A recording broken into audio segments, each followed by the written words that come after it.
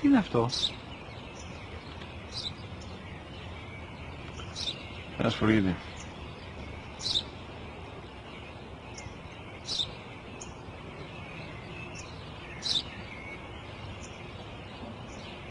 Τι είναι αυτό?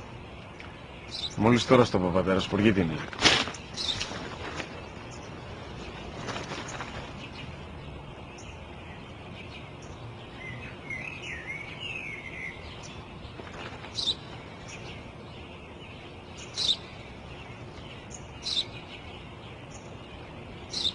Τι είναι αυτό?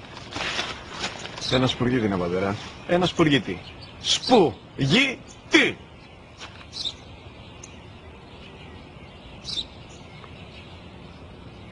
Τι είναι αυτό? Γιατί το κάνεις αυτό το πράγμα, μπορείς να μου πεις? Τόσες φορές σου είπα, είναι ένα σπουργίτη! Δεν το καταλαβαίνεις!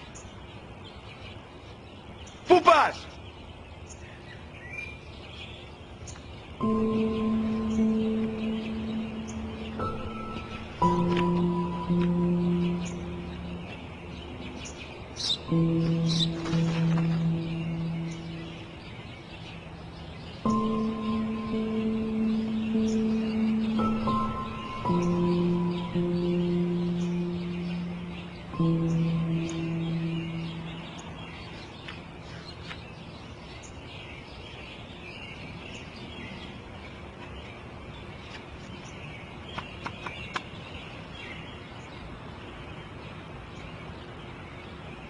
Δυνατά.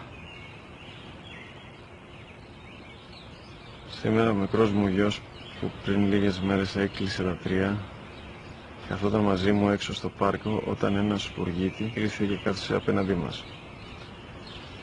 Ο γιος μου με ρώτησε 21 φορές τι ήταν αυτό και του απάντησε και τις 21 φορές ότι ήταν